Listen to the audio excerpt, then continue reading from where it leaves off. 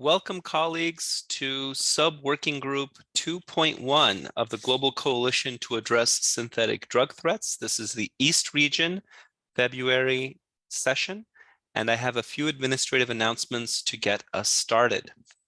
First, the coalition is going to be fostering private sector partnerships at the national, regional, and international levels, targeting 6 different industries: chemical industry, shipping industry, consignment industry, social media industry, e-commerce industry, and the banking industry. In the future, we will also engage 2 additional industries: pharmaceutical and artificial intelligence. Now, what are we doing in terms of a private sector engagement plan? First, we are going to encourage governments to establish national dialogues with their country private sector companies beginning in the month of February. The United States has already started in the second category, forming a specialized working group for social media. And on the 9th of February, we established the Alliance to Prevent Drug Harms, where we brought together social media companies Snap, Meta, and Discord to discuss what they can do to protect public health and help protect youth from the dangers of drugs on sales on social media. Then additionally, INCB is going to host a Tech Against Trafficking event March 5 through 8th in Vienna, Austria. Next, we are encouraging private sector companies to share with us their experiences beginning in February, and we'll be posting those on the website under the private sector tab. Additionally, we invite recommendations from private sector partners, and then we also invite private sector achievements beginning in April. Finally, we also will be exploring the participation of private sector companies in select sub-working groups at the discretion, of course, of the co-chairs. Now I'd like to speak a little bit about recommendations and the March meetings as well. Today we are having our final meeting of the second phase of the coalition on sharing best practices and models. We have received several requests for additional presentations from governments, and we will be speaking with the co-chairs next week to determine how best to incorporate those requests over the coming months. If you are interested in delivering a presentation for the coalition on your national experience, please email our address, which you can see at the bottom right hand of the screen, syntheticscoalition@state.gov. Now, co-chairs have also received a draft list of recommendations. These were shared with you also via email when we sent the calendar invite for the March 6th and 7th meeting. On March 6th and 7th, we will be discussing the final recommendations, and then we'll be posting those recommendations on the website. So at this time, you are encouraged to share the recommendations within your government in advance of these meetings.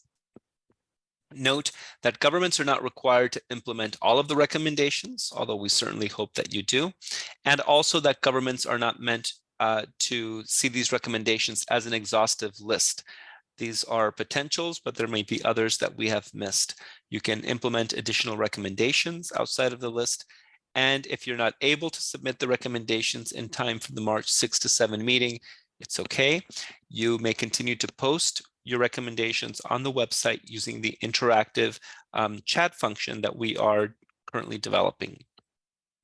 Now I'd like to share with you the progression of recommendations to outcomes.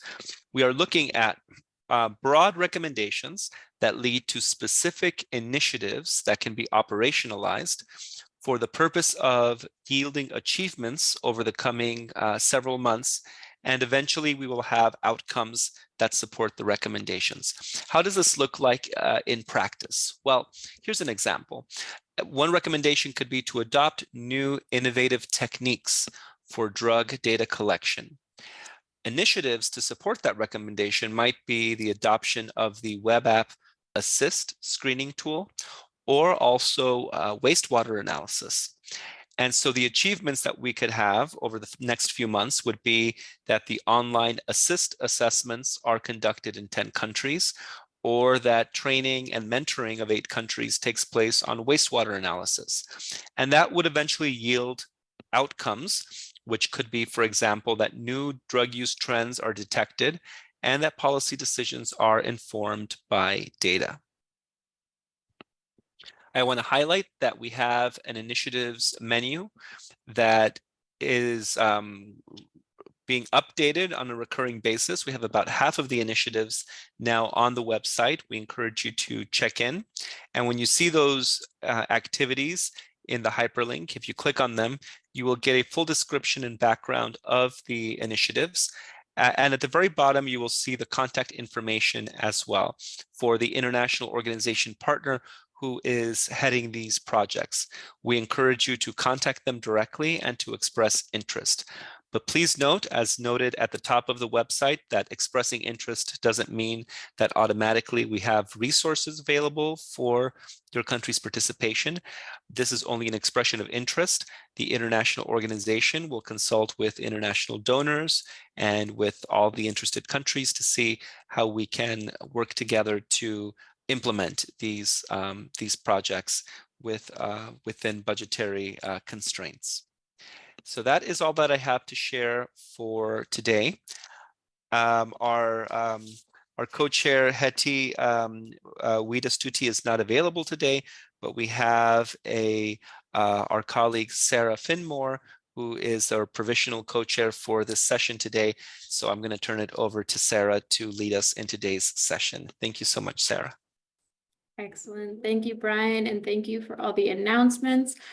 I just wanted to reinforce there's a lot of information. If you have questions, the email to reach out to is the syntheticscoalition@state.gov. Also being the one that pressed send on the recommendations document. I know with all of our different technical systems, if it didn't go through and you haven't received the recommendations document, please reach out to us and we can send you the draft copy.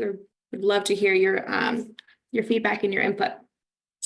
So today we have a great lineup of presentations. And so first, it is my pleasure to introduce Agent Kenneth Quilaton from the Philippines Drug Enforcement Agency Intelligence Service. Agent Quilaton today will be speaking on the PDEA Strategic Intelligence Development, as well as challenges and recommendations.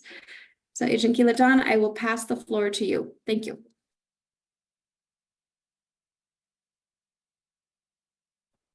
Hi, Sarah. Hi, everyone. Good afternoon or good morning. Sorry. Share my screen. Excellent. Thank you. Good to see you.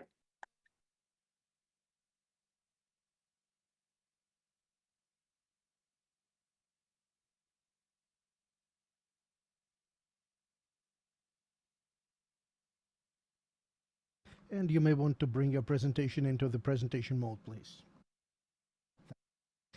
Thank you. Let me check on that. Presentation mode. Yes, you're okay. It's already in the presentation mode. Okay. Good afternoon, everyone. Once again, my name is Agent Kenneth Quilaton from the Intelligence Service of the Philippine Drug Enforcement Agency, and I'm about to share to you the best practices of the Intelligence Service of PDEA on how we develop our strategic intelligence products and how do these products impact our national strategy in addressing the threats posed by synthetic drugs. First, to give you a brief overview of the synthetic drug threat, the Philippines is facing two pressing challenges, specifically meth and ecstasy. And meth is largely sourced from Myanmar or the Golden Triangle area, as well as minimal portions from Mexico and some also minimal amounts from Nigeria and some parts of Africa, as well as for ecstasy. The major source of ecstasy in the Philippines is Netherlands and some countries in Europe based on our seizures. And also another threat or the challenges that we are facing is the evolving use of technology by local drug organizations, as well as transnational organizations operating in the Philippines. And to counteract these challenges and these threats, we need proactive intelligence-led response.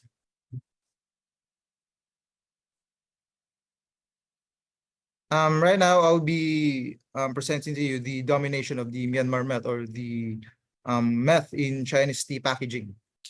As you can see, from 2019 through 2022, there was a rapid increase. We have monitored a rapid increase of seizures of Myanmar meth or meth in Chinese tea packs, shall we say. And from 2019, it's about 50% of all the meth seizures. That's about 1 ton. Then 2020, 1.6 tons. It's about 70% of the total meth seizures. Then 1.9 tons in 2021, and in 2022, it peaked at 4.2 tons, or about 99% of all the total seizures of meth in the Philippines. Well, in 2023, there was a steep decline of 1.2 tons, or that's around 48% decrease. There are a lot of factors that we are considering, and we are currently analyzing our data at hand, and we will be producing or developing our assessment based on the seizures last year. And this is the main discussing the main topic. How do we develop the strategic intelligence of PDEA? First, the collection process. We source our data from human intelligence, technical intelligence, also from intelligence workshops from our colleagues posted around the country. There are 17 regional offices, we call it.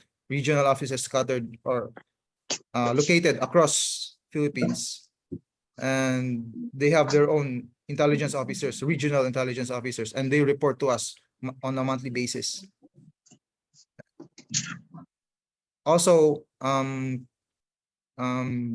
data that we gather from these sources, we supplement it with collaborations and coordinations with local international counterparts, with the Philippine National Police, Bureau of Customs, National Bureau of Investigation in the Philippines, as well as international counterparts, the BNN, ONCB of Thailand, UNODC, very playing a really huge role in our analysis and assessments. Their products are really helpful for us. Then, after collecting all this information, we integrate all this data to come up with a comprehensive analysis of these data. Then, after coming up, drafting the initial or coming up with the initial draft of the intelligence product, we continuously evaluate because just a background, the intelligence analysis section of PDEA are not really analysts. When we were recruited, we have backgrounds in the field operations. So basically, we know what the operatives need, or the information, or the intelligence operators need. So we kind of tailor our strategic products towards to the needs of our end users, as well as we tailor them to the needs of the higher ups or the top management, who are making the strategic decisions and making policies and strategy formulation, national strategy formulation. Then, after coming up with the final output, we disseminate it to the decision makers, our top management, and other stakeholders, also the regional commanders, team leaders on the ground, as well as the other agencies, and including international counterparts. Also the members, all members of the drug intelligence community in the Philippines. This is the one of the samples of National Intelligence Workshop, where all regional directors of Philippine Drug Enforcement Agency, they meet in one location and discuss all intelligence matters relating to illegal drugs, to discuss the current trends of pressing challenges within their areas of responsibilities, as well as us in the intelligence service in the national office. We provide them with insights on what's happening internationally and regionally. Here are samples of our intelligence products, the annual intelligence assessment report, and we also develop quarterly intelligence reports.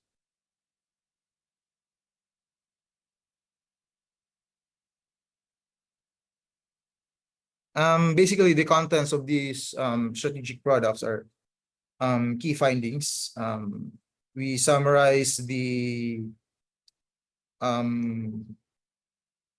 all major points into a single page or two, so that all decision makers can scan or quickly scan the very gist of the product in just maybe 5 minutes of reading.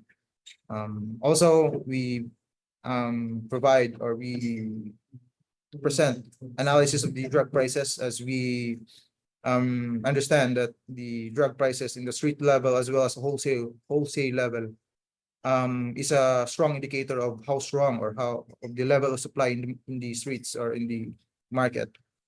Also, we provide analysis and insights of major seizures. We make sense of it. Is there a pattern? Is there a shift in trend? And also analysis and insights of key enablers to the drug trade. We also delve into the other dimensions involving the drug trade, like corruption, both in the public sector and the private sector, as well as money laundering, technology, all enablers to the drug trade. And also, we provide analysis of relevant economic, social, and political developments, because we understand and we recognize that economic and social and political developments greatly affects the drug landscape, like how users can afford to buy drugs, and how do these what's happening in the macroeconomics of Philippines affect the drug landscape nationally, holistically. And also, we also highlight the forecast, shall we say, we review the trends and the situation for the past year. Then we provide a forecast or an outlook on what's going to, or what would likely to be happening in the next 3 years or in the foreseeable future for that. Next, the impact of these strategic products. We disseminate these products to our counterparts, international counterparts as well. Then we were able to foster cooperation and coordination with our local counterparts, and that thus it resulted to more coordinated and targeted enforcement actions among law enforcement. So in mostly in large scale operations, we fuse when conducting anti-drug operations. This one, the first picture was in Manila International Container Port, where 374 kilograms of Mexican meth was seized. This is a collaborative effort of PIDEA, the Philippine National Police, National Bureau of Investigation, and the Bureau of Customs. And this one is the second one is the operation in Mexico, Pampanga, where 39 kilograms of meth from Thailand was seized. Also together with those agencies. And the third one is the seizure of ecstasy and kush in the airport, together with PIDEA and Customs. So basically, our products drive intelligence-led operations. We influence the operating units, and also as well as we influence or we somehow drive the top management, not only in PIDEA, but also with other agencies to craft intelligence-driven strategies. Despite these remarkable achievements, PIDEA's anti-drug efforts, we are confronted still with multiple and compounding challenges in the field of intelligence. First, there is a enduring intelligence gap with respect to identities of key actors in the regional drug trade in Southeast Asia as well as in the Pacific. And also here in the Philippines, we are not able to fully capture the local drug organizations involved from source, transit, and destination countries, as well as the active maritime routes used by transnational organized crime groups, as well as the illicit financial flows. Where does the money goes? We're not able to fully understand or fully capture the full picture of these areas. Then we encounter complex and challenging processes in requesting information. We had major drug seizures and arrests, especially with other countries. Yes, this is really a challenge for us, especially as intelligence officers and analysts, in requesting for any shareable information with other countries. Especially if that operation conducted or seized or conducted in their area of jurisdiction, and somehow in the report some of that drugs are intended to be delivered or to be transported in the Philippines. The information exchange process is quite tedious. We cannot really request expeditiously, and we lack better understanding the multiple dimensions that intertwine with drug trade, such as the corruption, financial crime, and illicit economies. All these factors or these dimensions really matter in the drug trade, and somehow we lack those specialization in focusing in these areas, which are very important in understanding the drug trade and developing intelligence. In response to these challenges, these are some of our recommendations. It would be great if there will be a mechanism where national level drug intelligence analysts across Asia Pacific can exchange relevant and timely information more easily.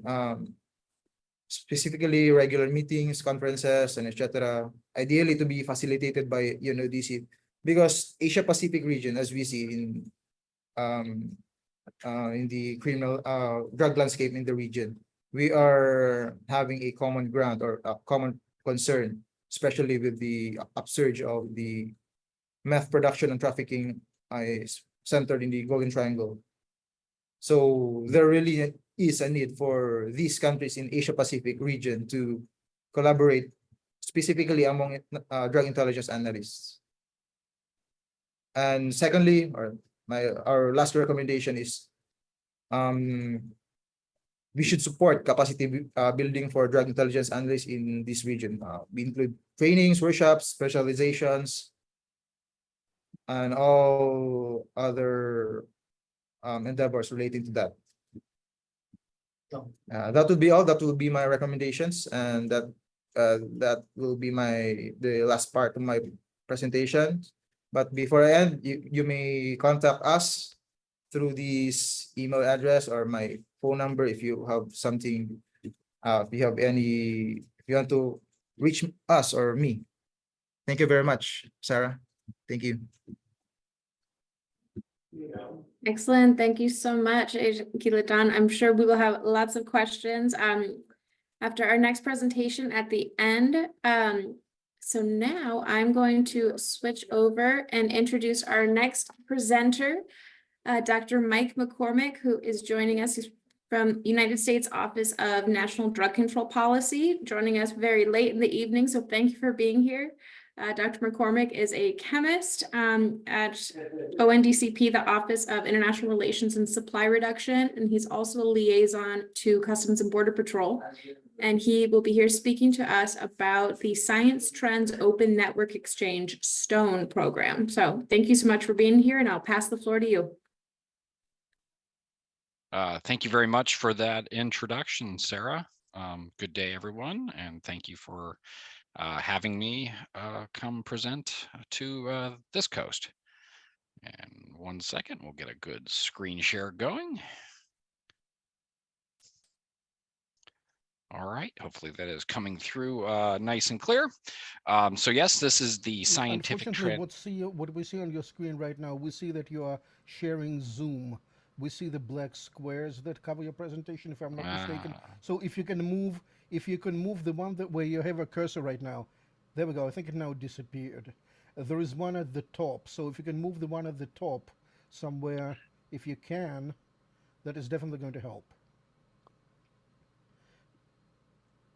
No, it's not moving. It is not moving. It is not Okay, happy. very good. Very good. In that case, that's the best we can do. My apologies. All right. No, sorry about that. We'll go back in one more time.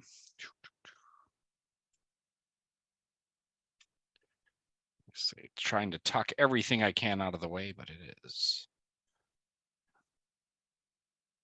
Try one. Let's see. Hide video panel. All right. Maybe that did it. Maybe it didn't. That did it. All right. Okay, so the Scientific Trends Open Network Exchange, or we're just going to call this the STONE concept, was actually something that was started back in 2016. I was at a law enforcement conference for domestic highway enforcement, where local law enforcement, state law enforcement would gather, and they would talk about trends that were going on in the law enforcement community. And at the time, I was a chemist for U.S. Customs and Border Protection, and I was giving a nice talk on chemistry for cops. And they asked me midway through, they said, all right, well, you're seeing one of the best exchange programs that there are for law enforcement. What's it like in the forensic science community? And I said, that's a good question. We really don't have these type of exchanges among forensic scientists. So, you know what? You guys are doing some great work here. Would you be willing to work with me and host a first of its kind science call under your platform? And they were very receptive to that. So in November of 2016, we had hosted the first call.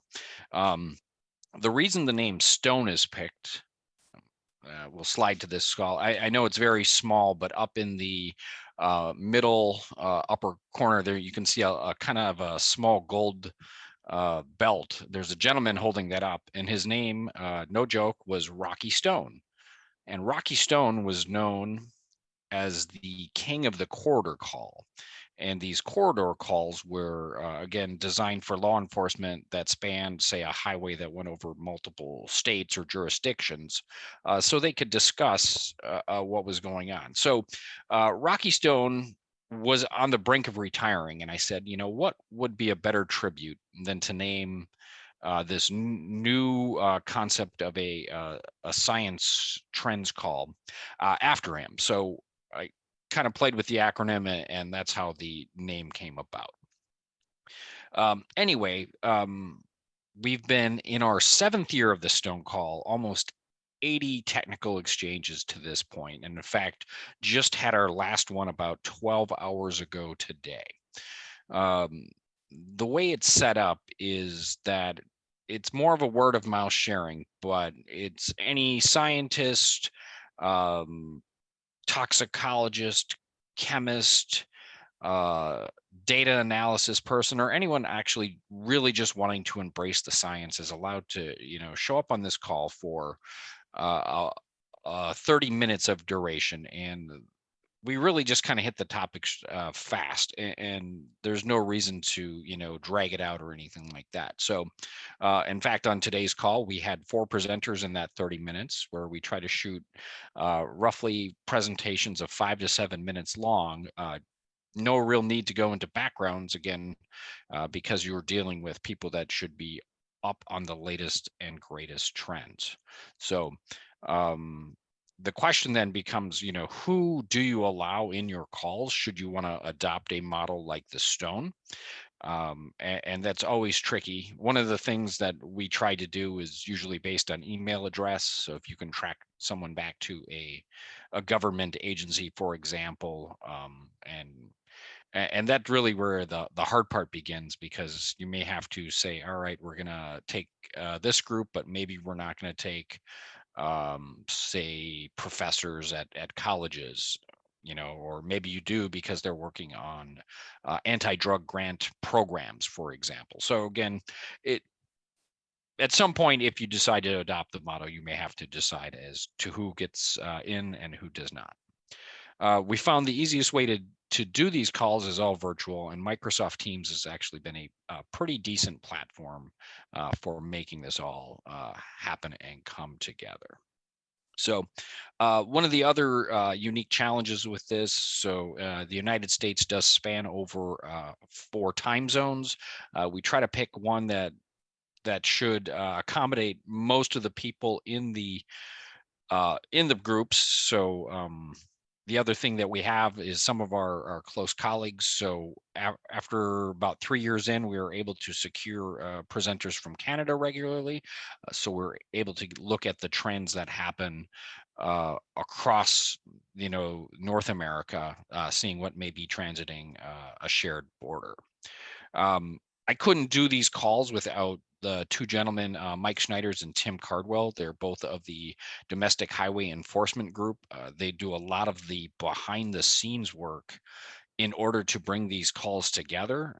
One of the things that we really like to do is have a application form, which you can see on the right side. Again, just an example of trying to get someone into this call. You want to have a way to track them back to show who they really are and that they are affiliated with an organization that you want on your calls.